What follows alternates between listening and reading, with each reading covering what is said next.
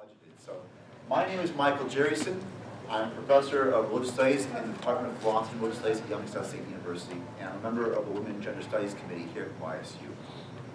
And this was one of the ideas that our committee came together with and talked about this year, was to have an opportunity to talk about women's issues and the role of women in political parties. And so I think we're triply blessed today for the fact that we have two representatives from the Democratic Party, and we will have two representatives from the Republican Party. It wouldn't be politics if somebody doesn't hide. To answer questions from 4 of our own students on the role of women and women's issues. Now I just want to give a brief intro. First I want to introduce the panelists that we have to answer these questions. So we have on the end Kristen Olmi. She's a graduate here at Youngstown State University in political science, a graduate from the University of Akron with a Master's of Applied Politics. And she's currently the grant coordinator for the Mahoney County Sanitary Engineering Department and a managing member of the KO Consulting, which focuses on political, nonprofit, and small business consulting. Next to Kristen, we have Christoper Anderson, who is also a graduate of Youngstown State University with a summa cum laude BSBA in Marketing Management. He serves as the Executive Director for Political Affairs for the Mahoney County Democratic Party, where he has spearheaded projects such as the Mahoney County Fair Districts Initiative. Next to Christoper is Mark Monroe, who is the Mahoney County Republican Party Chairman. He's a lifelong Valley resident. He's been involved with Republican Party politics for over 40 years, having held numerous party offices, including serving on the Ohio Republican State Central Committee and attending 3 national GOP conventions. And I'm hoping we'll be able to, I guess, give a welcome to Tracey Winbush, which she's here. She is an Ohio State Republican Party Treasurer, President of the Ohio Black Republican Association, and the current Vice Chairman of the Mahoney County Republican Party. And so, through this venture we have to help us out in the discussion of increasing political literacy and the role of women and the intersection of gender and politics are 4 fantastic students at YSU. Emily Dawes, here on the left, next by Lindsay Hildreth, Kara Zone, and Kara River. And we've asked them to prepare questions in advance to ask each of the panelists. And we're hoping that after they ask some questions, we'll open it up to everyone else to join in with the questions and answers. So, why don't we start if we can? So, who would like to start for asking your questions to the panel? Tight, everything. That's okay. All right. So the first question I have was my favorite to write. I actually had to go through it a couple times. So, as a byproduct of women being underrepresented in politics, which I think we all know is an issue, women are faced with a very unique risk. The overwhelming majority of individuals making policy decisions about women's health issues specifically will never face the types of dilemmas that women face by virtue of them not identifying as a woman. There's an unavoidable gap between the governed and those governing, one that creates a plethora of unjust potential outcomes. So the women on the panel, what does the current male representation of female constituents look like, and what should it look like? To the men, what steps can men take in the status quo to minimize the risks associated with underrepresentation of women? So, whoever wants to take that. I certainly will. I'd be happy to. I think that when you got through after some facts, some very nice laid out facts there, your question was, what can women do to increase their role? Is that the underlying question? Sure, but I also think it relates more so to the current, like the status quo and how, men overwhelmingly populate our political system and what their representation of women looks like currently. Well, I think that, first of all, just some information that, of the 158 million women living in the United States, they represent 47% of the American labor force. And of that 47%, we have a pale comparison of just 19% of the seats in the United States Congress are held by women. So to follow up with her disparity issue, she's right. So what do? So you work with women candidates to run for office. That's the first thing. That's the biggest, that's the number one thing. In 2017, what we see right now, 16,000 women have contacted Emily's list and are looking to run for office. That's the first and foremost to even, I'm gonna get to your second part of your question, what do you do with the decisions being made by the majority males? But the number one thing right now is to support women candidates at all levels of office. That is, whenever anybody asks me, what can they do to be involved? The first thing I say is to get involved in a local race and help elect local women. And we've seen that happen just in this past 2017 cycle, and it was a great direct reflection of people getting involved. That is the number one thing that you can do to change how governing works in the United States, is to run women at all levels of government. Then to your second question, I mean, obviously, we see the disparity because a lot of the members of Congress, they don't have the experiences that women have and are living through, and the point is then what you have to do is then, addition to running women, you have to be outside agitators. How many folks even know who their member of Congress is right now? All right, a majority, but not all. So how many have ever called their member of Congress? A few, but not all. So what you have to do is women's groups, coalitions, you also have to petition the government, petition by contacting your representative at the local, state, and national level to say, hey, I'm not sure you're aware of this position. I'm not sure you're aware of what's going on. One of my many hats is I'm very involved with the League of Women Voters as well. And one of the most effective things that we do is we have regular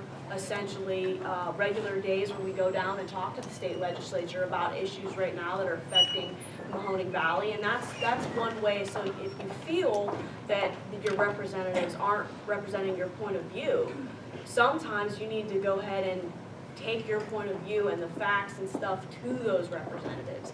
And if they're going to be the elected office holder and you don't feel that you're being represented as a female on female issues, then we have to build coalitions, and you have to go ahead and talk to your representatives and reach out and say, hey, I'm not sure you're seeing this from our point of view. And I have found in my experience, no matter what political party, all elected officials have their door open. They want to hear from their constituents. They want to be pushed on the issues.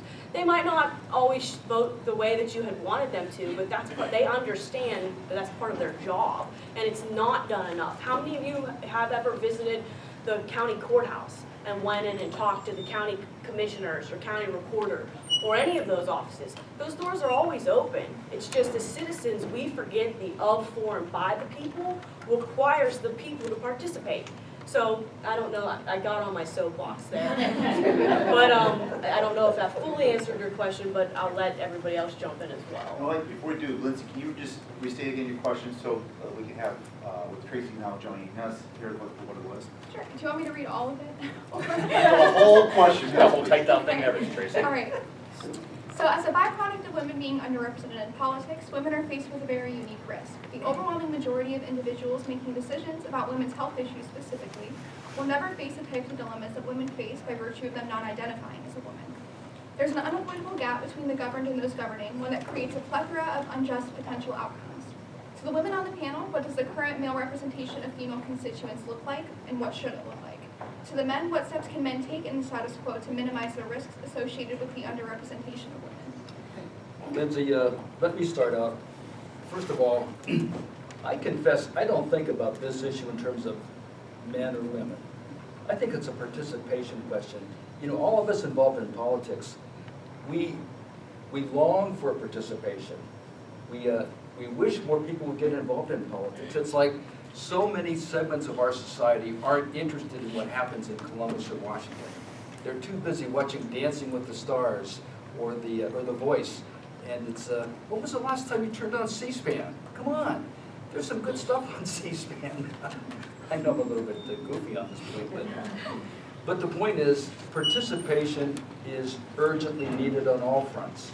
And I'm glad whenever anybody comes through the door and offers to get involved, put their oar in the water, and help.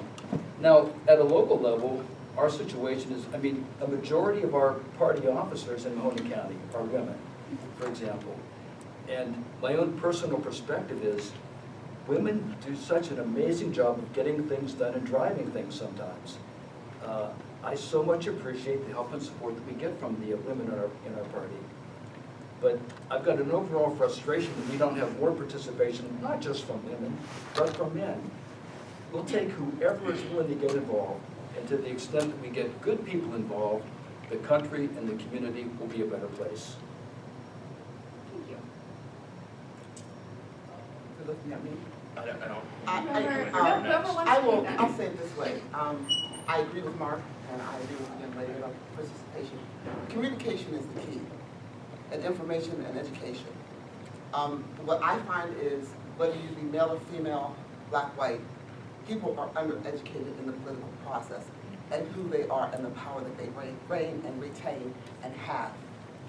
And if you don't know how to build the power that you have, you give it over to someone else. And over the years, I mean, we're going into 100 years of suffrage for women next year. And getting people to understand what it took for women to vote. Getting what it takes for women to run. It's not that they can't run, they don't run. It's not that they can't lead, they don't lead. And it's not that they can't know, they don't know. You're looking at a campus, you're looking at coming in here tonight, and there are not a lot of women here. But we're talking about women's issues are being represented wherever they are, and that's a problem. And I think men want to hear from us because they don't understand this. They don't understand their spouses. They don't understand their sisters. They don't understand their girlfriends, and they definitely don't understand women at all. She's got something there, right? And I think men want to understand this. But I think that we as women also need to understand men and communicate with them better. And a lot of times, whether it be personal or political, we don't do that. And I think so some of the onus is on us, as well as on the political scape of things. Because we come out for issues that are simple ones. You know, women's rights, money, my body, all that kind of stuff. But the things that really matter to us, like healthcare, going to the cleaners. I don't understand why it costs less for a man's shirt than it does for my shirt. Really? Yeah. I mean, so when you look at equality, it costs more for me to get a haircut than for them to get a haircut, even if they have long hair. So there are some things that we really need to have an understanding about that we don't push forward that is every day. And so sometimes we have to come together and decide that it's up to us to take what we want. Because what I'm finding out in America, no one in America gets anything by waiting. You've got to take what you want. Whether it be women or whether it be African Americans, or whether it be men, whoever it is. And as long as we allow men to go forward and do what they do, they're going to do it.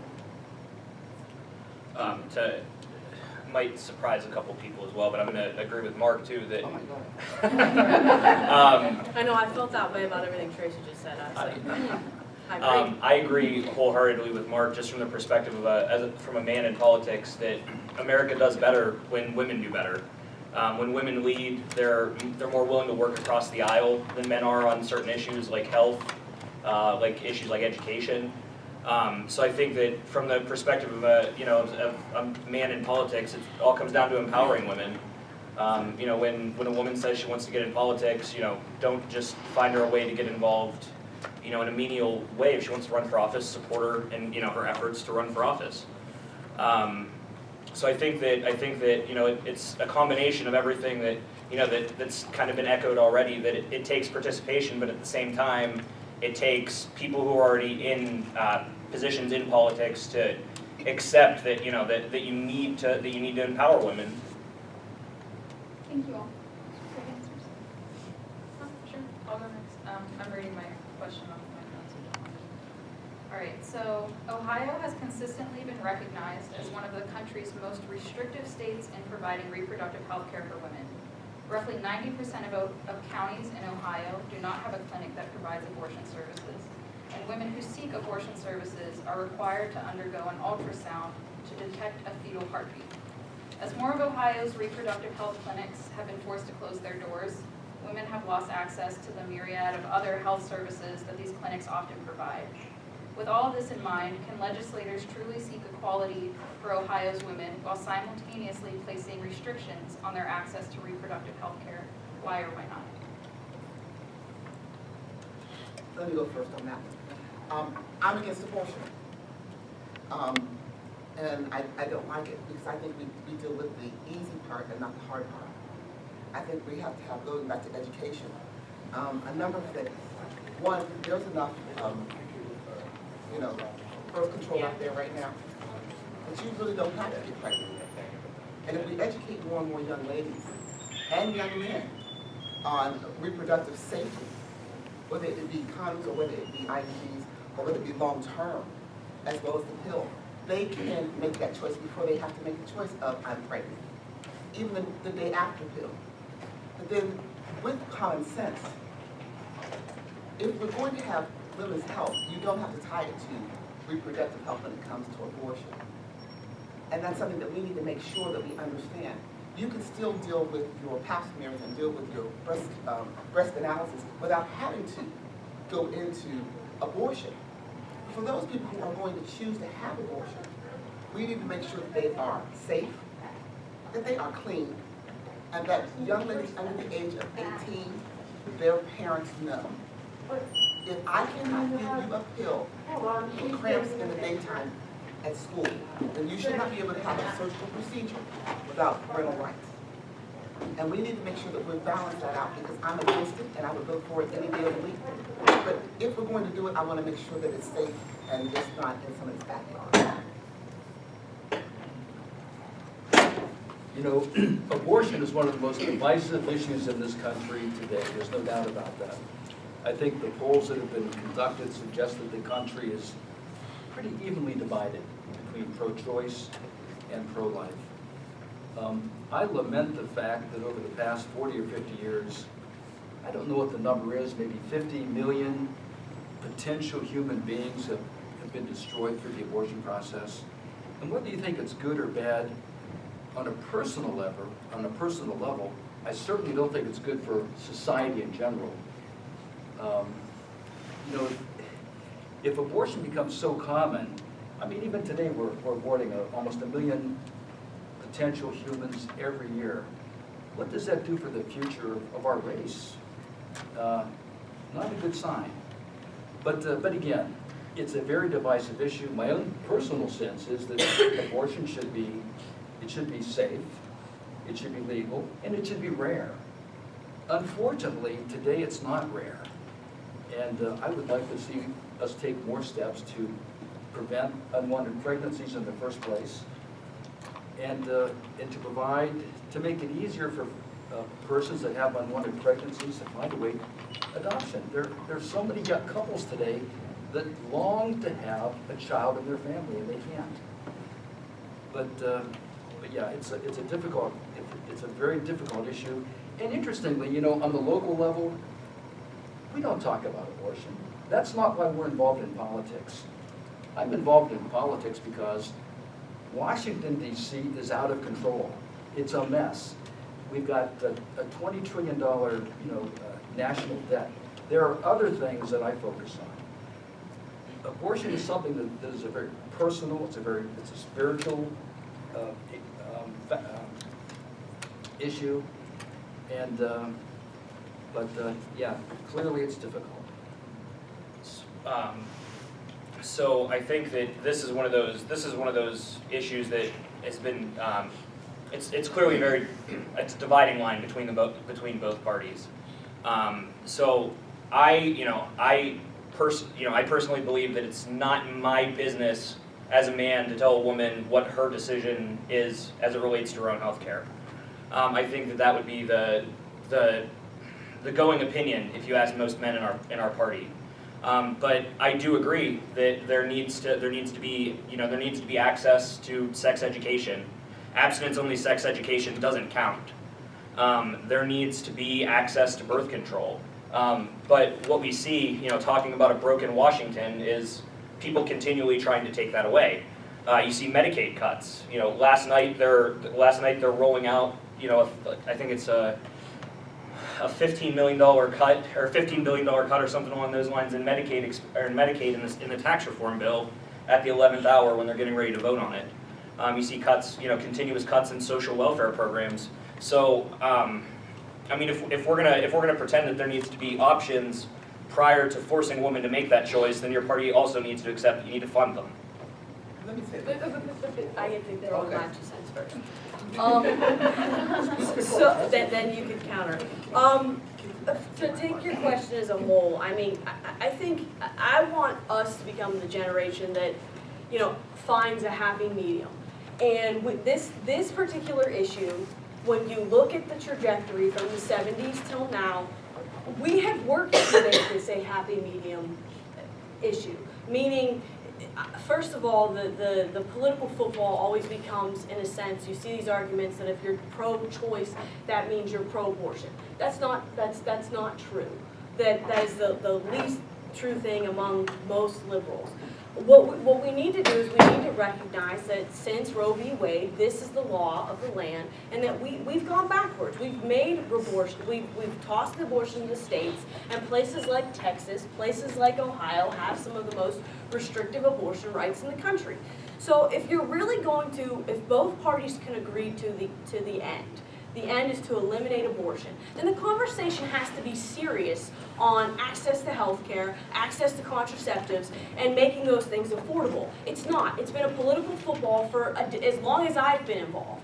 If our true goal is to end and not have any abortion, then we have to fund health care, fund initiatives, fund Planned Parenthood, and places that prevent pregnancy. And if we're going to be a society that says that we're, you know, if our position's pro-life, why are we 46 days into the expiration of the Children's Health Insurance Program?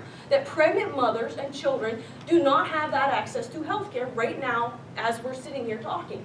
So it's not an issue, I'm always fired up when I talk, ask anybody that knows me, this is just my normal tone. But it's really, I think if our end is to get to 0 abortions in this country, then we have to be serious about the means in which we can fund health care, we can fund contraceptives, we can fund education. And we're not doing that right now. So if we're really going to, if that is both political parties' position is we want to eliminate abortion, then we have to have an honest conversation about the realities of sex in this country, of contraceptives, and access to them. And if I can just intervene here, so I want to remind you, if we can, we'll just keep this one response a piece, give time for our students to prepare these questions. I'm sorry. No, you're good. No, you each did it once. You did exactly what we were thinking, but just to remind you. So, and I'd like to say too, we have 2 from the local Democratic parties and 2 from the Republicans here. So it's a whole diversity delivery for you to get more awareness of that diversity. And sure. In the last response to Kenneth's question, we started talking about a little bit of chaos going on in Washington. So I'm going to just bring this up right now.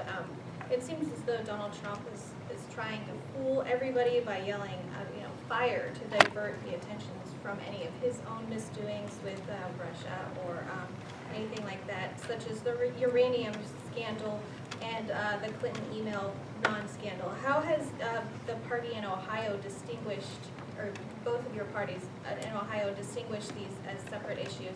And does your party believe that women are held to a higher standard in elections, such as the recent presidential election and the previous one with Sarah Palin?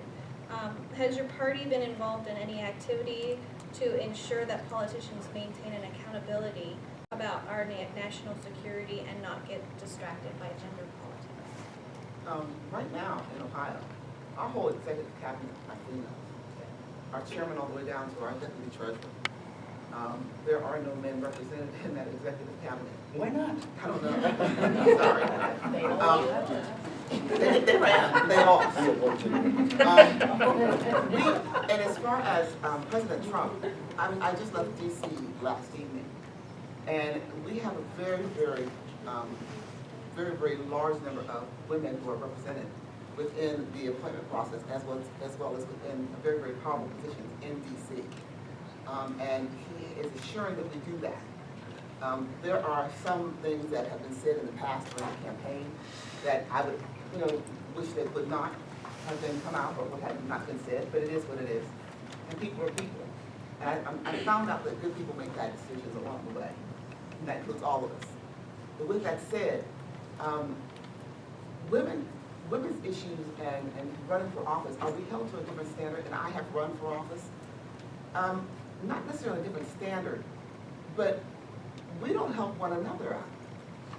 So don't, I mean, you run for office and the people that you thought would help you are not there.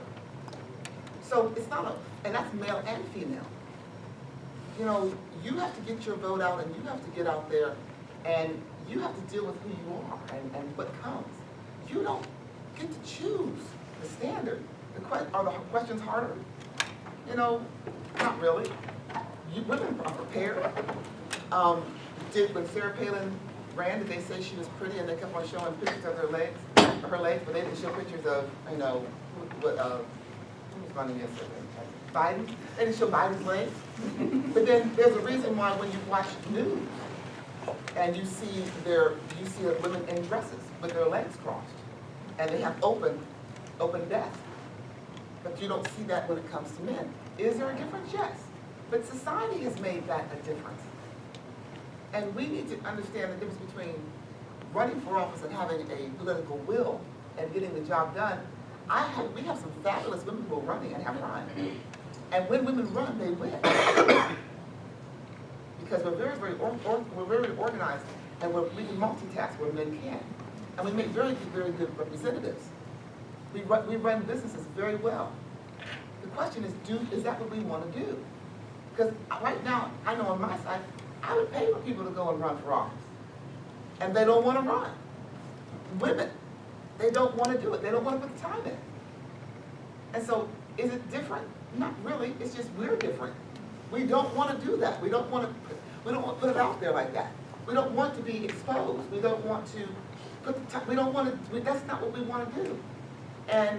But those that do want to do it, very few of them jump out and say, I have that time and I'm not going to do it again. You know, talking about Donald Trump, you know, sometimes he says things that shock me. But what I found is that for so many years, we've done a good job of electing or nominating people for public office. They go to Washington, they go to Columbus, and nothing changes. The debt keeps getting bigger, the government keeps getting more oppressive, things don't seem to get better, they just seem to get worse. And then along comes Donald Trump. They said he couldn't win the primary, he did. They said he couldn't win the presidency, he did. I think there's a feeling in America, certainly in the Mahoning Valley, that finally there's somebody here who's going to Washington to fight for us, to fight for change, and to possibly take on the most difficult fight in the world. And that is to fight Washington. Washington doesn't want to change, and it needs to change. And that's why people are so excited to see Donald Trump fighting. It's almost like he's in a bar fight. And it's not pretty. It gets ugly sometimes. It's kind of messy. But damn it, he's in the fight. And people are excited about that. Because Washington, in the final analysis, is out of control. I think it's ungovernable. I think the federal government has gotten just too big for its britches. And there is hope. There is hope that maybe we can pull some of that back. I'll try to answer all those questions. But first, I do want to point out, it's an interesting, to me, it's become this Republican talking point. So I want you guys to note the date and the time and remember this in 2018 and in 2020, that Washington is chaos and there's all these issues. Well, right now the Republican Party controls the White House and the legislature and the judicial branch. So they're in control now. And I want you to ask yourself in 2018 and 2020, when you go to the polls, is your life better today than it was 3 years ago, 2 years ago? And if it's such a chaos, then in 3 years, everything in this country should be turned around because Washington's ungovernable and unmanageable. Well, now it's controlled entirely by the Republican Party. So if that's the hat that they want to wear and that they want to say Washington's just a mess and it's unfixable and Donald Trump's here to fix it, well then in 2020, when you go to vote for president again, I hope that you consider that, keep that in mind. That now to your other questions about Ohio and women and gender politics, I mean, I think the I can't speak to the Republican Party the way that Tracey's been involved, and she's been involved for a very, very long time. But I do think the Democratic, I'm going to be honest, you're interested, you're asking questions. I do think the Democratic Party has for a long time had a more difficult time sometimes running female candidates. We have stifled female candidates that from a local level, old school gender politics has existed. And I think that the only way you break that barrier is if you recruit good female candidates and you run them. And you do that at the local level, at the state level, and the federal level. And that's the way that you can break that barrier. And then in terms of, you know, really responding to your questions on President Trump, I'll say this. I do agree to them with some extent that Washington is crazy when I find myself agreeing wholeheartedly with Governor Kasich on his positions on President Trump. So that's how I know that things are a little bit interesting in Washington at this time. When I'm like, oh man, I'm going to retweet this that Governor Kasich just said. That's how we know that, you know, maybe President Trump should put the phone down and do a little bit more governing. But we all know that. But I think that answered some of your questions. I'm going to let Chris close things. So I truthfully don't know if there's much more that I can add that hasn't been said between the three here. But I did notice that nobody really addressed your question about how at the state level we're addressing you know, getting women involved in politics. So I can tell you that like from a DNC perspective, there are rules on the number of women who have to be involved. For example, I enjoy the privilege of being the president of the Mahoning County Young Democrats. The DNC specifies that the vice president in that turn has to be a female. So to kind of give you some institutional perspective there, and I'm sure that that's a norm between both of the parties. But there are measures in place to ensure that women do find ways to get involved. Thank you. The first question that I have for the panel is, as a British international student who is very new to US politics, could each member of the panel please clarify their parties as well as their own views on women's issues? Such issues that would be beneficial to clarify one would be women's reproductive health services, abortion, and sexual harassment / abuse towards women. Could each member of the panel also discuss as to how each party intends to deal with such issues? So I guess since I'll start with this one. Our party has long been the pro-choice party. We believe that in the case of, for your question on women's reproductive rights, that it's your decision. It's a decision that you get to make, in the privacy of your doctor's office, and that you don't need someone to tell you whether you have the right to make that decision or not. What were some of the other topics you want to know where our parties fall on things? Just women's reproductive health services, sexual harassment / abuse towards women, just basically what your party intends to do about these sorts of women's issues. Sure.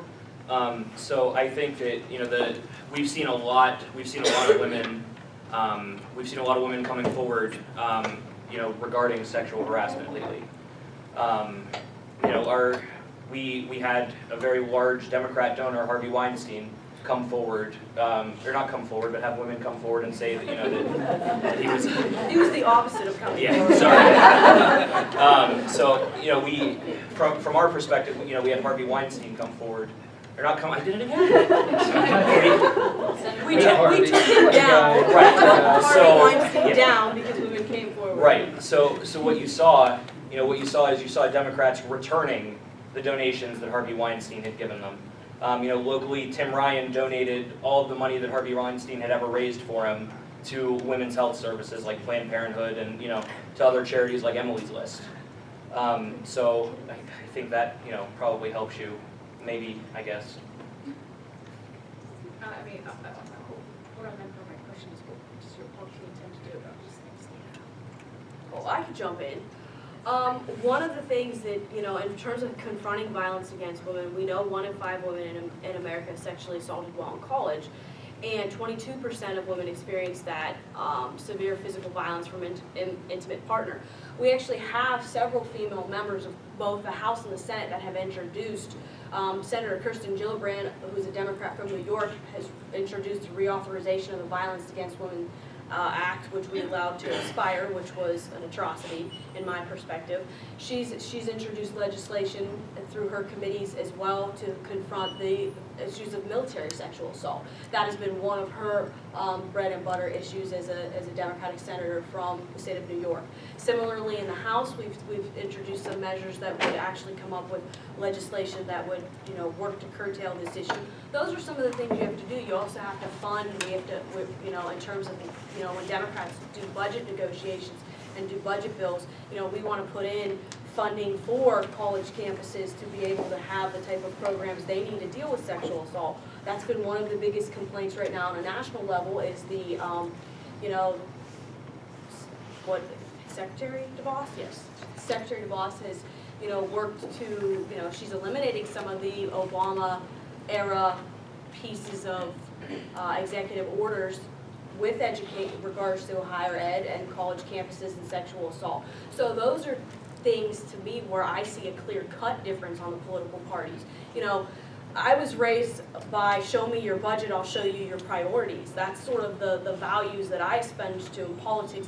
If you're not, what your party wants to fund and where they want to spend our tax dollars is their priorities. That's just the truth.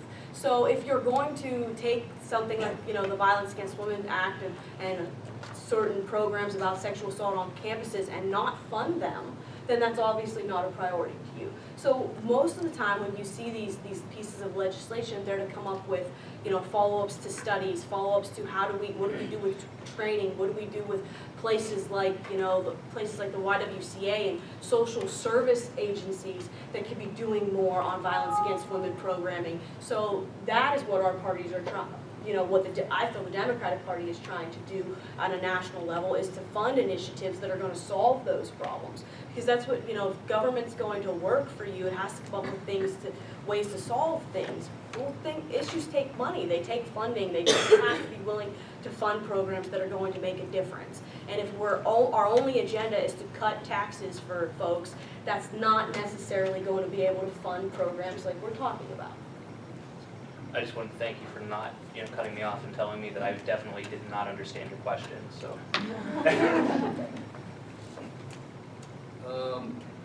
I am sometimes concerned when we hear about voices asking for help from the federal government to solve our problems. For my money, if we have problems and we look to Washington for those solutions, I think so oftentimes we're going to be disappointed. Sometimes I wonder why Washington is even involved in the education business. Education should primarily be a state issue or a local issue, not a federal issue. But as for the other issues that you raised, I mean, there should be no tolerance for violence against women, sexual harassment. I mean, those things are intolerable. They've got to be prevented. They cannot be tolerated. And I think you won't find any disagreement on this panel on those issues. But for my money, I would prefer to see most of those issues addressed at the state issue, or at the state level and the local level, rather than in Washington. That I agree with. Whether it come from the Board of Trustees at every university is appointed by the governor. And I think it is mandated, and it should be mandated, that those trustees make sure that every campus is safe for not just women, but all. And when you violate anyone's space, and for harassment and or violently, there should be repercussions of it. I don't like the distinguishing of men versus women when it comes to violent harassment. Right now, harassment is really big out there, but there are men that are harassed by women. There are men that are abused by women. There are women are in power, and they will power also wrong. And so we need to be honest about that. And I think everyone should be protected under the law, no matter what. And I think it should happen whether it be on campus. You guys have a law enforcement, you have a board of trustees. The funding comes from the state, and I think the state should take care of that. And I think we ought to make sure that our legislators put that money in the budget to take care of our college campuses, especially our state college campuses. When it comes to reproductive rights, as I said before, reproductive health is important to me. I do not believe in abortion, but I do believe that we ought to have education systems put in place. And it doesn't take a whole lot of money, because we keep on looking to the government to fund everything, but we don't want to pay anymore. And I don't know if you guys realize, but everything's going up, but our salaries are not going up. You know, you're graduating from college, but you're not being able to find a job that can maintain a decent quality of life. We can't afford any more taxes. Right now, here in the city of Youngstown, we pay high taxes, and state taxes, and income taxes, and unless we start doing something differently, and we have to go out and find people who are philanthropic. Me personally, I don't agree with giving back money that Weinstein paid to Tim Ryan or anyone else. If anything, take more and use it, and fine him. Hit him where it hurts. If you're going to harass people, if you're going to do something, you know, incarcerating him and him coming out in 15 years and being just as wealthy as he went in doesn't make sense to me. But when you go in for harassing people that you made money on their backs and taking his resources and putting them to women's issues, then I think that hurts you. Now you can become like me, and then you can see what it's like to go through life and not have a life. And that's what I think that we need to really start working on. Right now, our system is, we have the laws in place. We just don't exercise them. And I'll say this, when it comes to women and harassment, I don't agree with it. But we have to start speaking up. You can't wait 30, 40, 50 years and decide, oh my God, you're running for office, let me go say something in October now. It just doesn't work then. And I know it takes a long time for some of us to get over some things. And as a person of abuse, I can understand that. But I can't go wait until it's a good, prime, optimal moment and make it into a political conversation. Either I was hurt or I wasn't. And I think we need to start teaching our young ladies at a young age to not put themselves in a position to be abused and to be hurt. But if they are, they've got to be able to go and tell someone. And we need to start going back to what I said initially. Communication is the key, legislatively and personally. And social issues will not help us if we don't communicate those social issues to the right agencies. Because they're there. And then making sure our laws are enforced by our judges. Well, at this point, to ensure that there's time for you now to chime in, I'm going to want to open this up for questions and answers. In doing so, I would like to ask several things. One, if you're asking a question, please keep the question, not a comment. And direct it to one person on this panel, because we don't have time for everyone to respond, so that way we get more questions in. If I can ask panelists to keep your answers a little short so we can get more questions in. That's a tough ask. I know it's tough ask. That's a tough ask. That's the aspiration. We just stretched 4 questions, almost an hour, so Yeah. choose your own adventure here. So who would like to start? Yes. On the issue of marijuana medically and recreationally, Donald Trump has come out in resounding support for nationwide legalization of medical marijuana, both on his campaign trail and while in office as president, even going so far as to pass a bill which included a limit on the jurisdiction of the DEA and the federal judicial system when it comes to the cases dealing with the use of marijuana in any form. My question for the Republicans, because I came in late, I don't know what your names are, I'm sorry, is where you guys personally stand on this issue and whether or not they would actively make an effort, whether or not you would actively make an effort to at least make sure that those who really need medical marijuana, such as those with debilitating seizures, cancer, and other terminal illnesses, mental illnesses such as schizophrenia, anxiety, and depression, and others, which medical marijuana has been shown in the vast majority of cases to at least treat symptoms of these illnesses, whether they be physical or mental, where you guys stand on that and whether or not you would take the steps to be able to make sure laws are put in place to help those who desperately need that kind of treatment.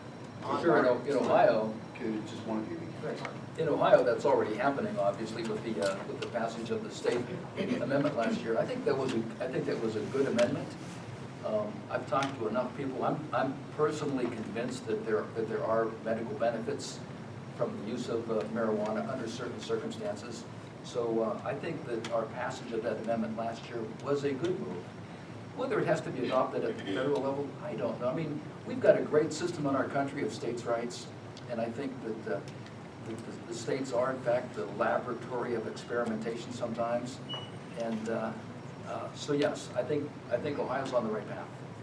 Can I make an amendment to Actually, that? just a little if I can. Yeah, 10 Sorry. seconds. Just otherwise we'll have to get into other things. So other questions we have? So you had one hand raised before you wanted to say something. Do you remember what it was? Yeah. Who do you want to ask it to? We Sorry, I have can't Tracy relate to- and Mark, Christoper. Mark Monroe, Mark, okay. Are you a Yeah, volunteer? it was a comment. would you like to volunteer, sir? Oh, yeah. Sorry. Yeah, it was a comment you made earlier. You said Donald Trump is here. We finally got somebody here to help us.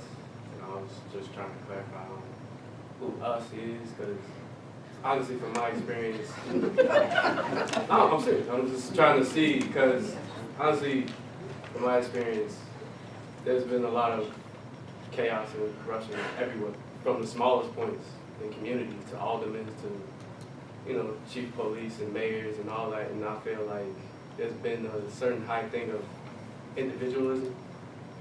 That's the point, like it's an I everywhere, to the highest point, even to the point where you said we can't trust our government to take care of our education, but those are the people that we're supposed to trust. Like, even you guys are leaders, so I was just trying to clarify on like who is Donald Trump here to help, and how is he going to help us? Look, I think the Republican message is a message that applies to all people in this country. Creating I have a prediction to make. I would predict that both the Democrats and the Republicans want the same thing. We want the best thing for our families, for our children, for our grandparents. No one's going to disagree with that. We just have a different approach as to how we get there, that's all. But what we want for ourselves and our families is no different. There simply is a belief in this country that the federal government has gotten too big, it's gotten too large, it takes too much of our money, it doesn't spend our money wisely. We think that we can do better with more of that money at the local level, at the state level. We think we could do better taking care of ourselves first, working with our families, working with our churches, working with our communities and our cities and our states, rather than Washington, D.C. That's what drives so much of the Republican message and Republican thinking. So to take the money away from the government and give it to Keep it here. We know how to spend our money better than they do. Yes. Well, And with the tell us topic first of which person you want to. anybody, with Okay. the topic of money and women's rights and everything, we look at it and yet there's still a pay difference between women and men. And what's the government actually doing to change that? We're putting money in different fundings and stuff like that, but we're still not equal in pay in any job. So what could actually be done is my question. I was going to say from the perspective of physical legislation that's been passed, the last time that we had major legislation passed regarding pay inequality, you had the Lilly Ledbetter Fair Pay Act. But I mean, you're right. There's still an inequality in gender pay. I believe it's women make 82 cents for every dollar that a man makes. 79. There. Women of color make 66. So I mean, there's plenty of. You're absolutely right. There's plenty of work left to do. And if I might be mistaken, but I think that the last time that a major bill was passed was 2013. That did anything to even address it. So. And the Democrats have introduced the Paycheck Fairness Well, Act. Sorry. And actually, you're right. And so, because you're talking to the general, let's let one person from the Republican and one from the Well, here Democrat he answer. answers So it. Democrat answered, so one Republican. Dollar for dollar, equal jobs. It's pretty fair. But let me finish. It's pretty fair. I mean, if you're making minimum wage, we're both making minimum wage. If you are working, when I say that, in the same corporations. But I'll say this, there is a book by Mika Brzezinski and Huffington Post. Yes. A lot of times with women, we don't go in there and ask for it. Men are a little bit more brash when it comes in and going in demanding what they want. We are a little bit more reserved in going in there and saying, this is what we want, and if we don't, we'll leave. And it comes from a liberal point of view, looking at Mika. You know, and when I read that, I was like, wow, that's real. Because in my corporate life, I have been a little bit more reserved in going in and demanding that I get what I want. Where men are a little bit different than us. And I think we need to become a little bit more forceful in the workplace. Legislatively, trying to make that equal we're looking to almost open up everybody's paycheck. And I don't think that's gonna happen. Because when I start passing around paychecks, and as Dr. Jackson said over here about African Americans, same thing. We are a little bit more reserved in going in there and making a demand because we need the job. And I think that we need to make it to where it's a little more forceful. But I don't think ever it's changing it, and as far as the Ledbetter Act, it didn't do much. But I don't think anybody's gonna start opening up their paycheck and sharing what they make across the board. Men or women at any level, unless they're at a way low level that nobody cares. Well, government, it's all public Hold record. on, we got past 5 o'clock. You know my salary, you can look it up online. And just so you know, I'm an independent, so I don't have a side, so I'm trying to make sure it's balanced here. So, who else has a question for the panel? If you want, we can allow for one Democrat and one Republican to speak on this, so. Yes? Yes, I have a question. I would like to address this to Tracey Winbush. Just to be You can do it. clear that I heard what you said. Yes. Okay. So when we talk about violent crimes against women and the issue of women, have you done a lot of study in reference to violent crimes against women, number one? And the other thing that I think I heard you say was that you don't understand why someone would wait 20 or 30 years that was a victim of abuse and then come forward. I just want to be clear. What I'm saying, let me be clear. I believe that I have, as far as extensive study, can't do that. That's you. And you are very, very proficient in it. But when I say this, 30, 50 years coming out, being politically, in a political time, because of decisions, because of enforcement, I think is a little bit unfair. Because we come out publicly. It's not like we come out and I come and tell my girlfriend, I come and tell someone else.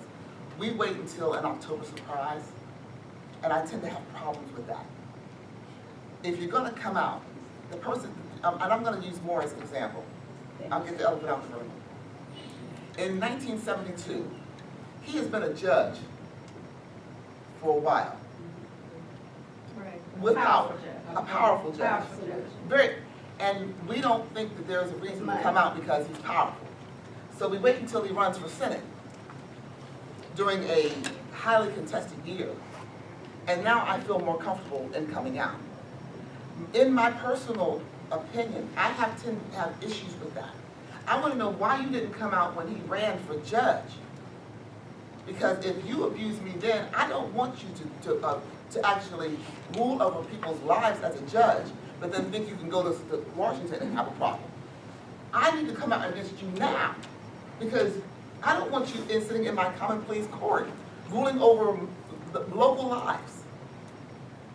Why would you wait until I'm going to run for Senate 15 years, 20 years later?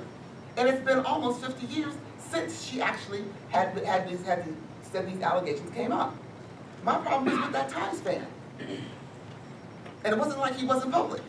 I mean, we can do this, but I mean, you have to know. Yeah, We can do this off air. But I think she was interviewed, she didn't come, She was interviewed because she was pointed out. She came out afterwards, I mean, the newspaper went after her, and then they kind of encouraged her to come out, but that's another story, because we're blaming the victim. I know we're not supposed to get there, so I'm a little, as a black female, probably older than everybody in here, okay, you know, I'm a little offended that we want to blame the victim, you know, a 14, 16-year-old, I mean, like, I'm the me too, I mean, like, I was sexually harassed myself, and the person that you had to go to tell about the sexual harassment was the person who was who was trying to sexually harass me, so, I mean, But really? 50 I mean, years later, really? it doesn't stand here. I'm 53, I was 3 years old. Tracy, not only that, maybe her incentive to come out was because the women in Hollywood, if I'm correct, came out first, and sometimes that will prompt other women to take a stand. All right, Do we get a Democratic point of view on Please, that? Democrat, Yeah. please. Does it really matter when she comes out? If the allegations are true, they're true. And I mean, it's assault, I don't care if it, I mean, to me, I want to know that would I like, if I was an Alabama voter, would I have liked to know that when that judge was, when he was running for judge? Sure, but now as a voter, when he's running for Alabama Senate, I still want to know it. So it's not, I mean, to me, the discussion on that, that's where the discussion gets political. That's a political point.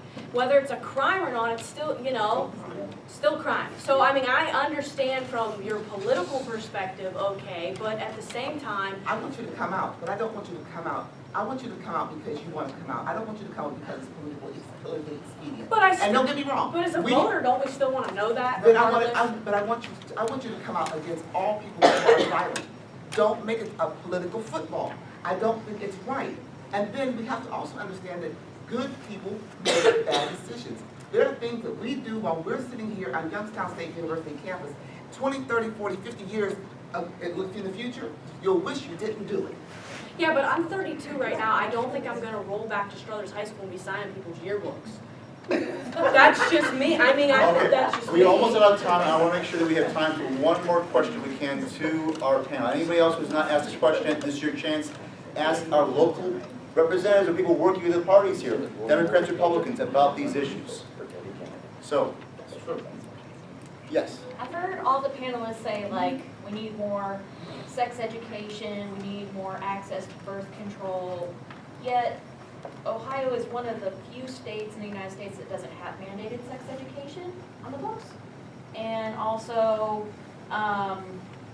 for the Obamacare birth control mandate is being rolled back if it hasn't already been rolled back. So how are we going to reconcile those things, whoever on the panel, how are we going to reconcile those things with also our desire to curb abortion? So one Democrat and one Republican, please. I'll go, and it'll be it's a very easy answer. Elect more Democrats. We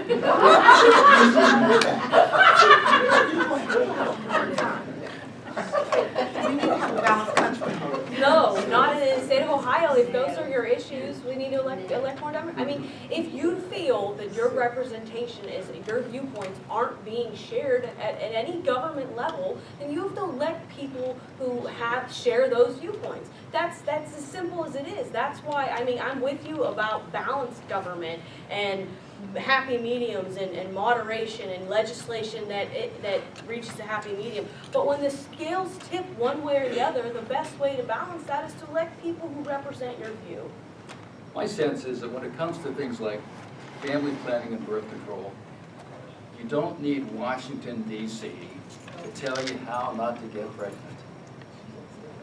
She specifically said the state level.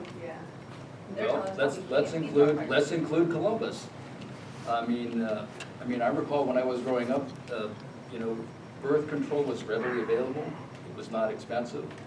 I think fundamentally, it's a personal responsibility issue. Fundamentally, certainly there's a role for government to play, but at the most fundamental level, we all need to take responsibility for our own sexuality and our own actions. So we are out of time. I want to thank our panelists and our students for the questions.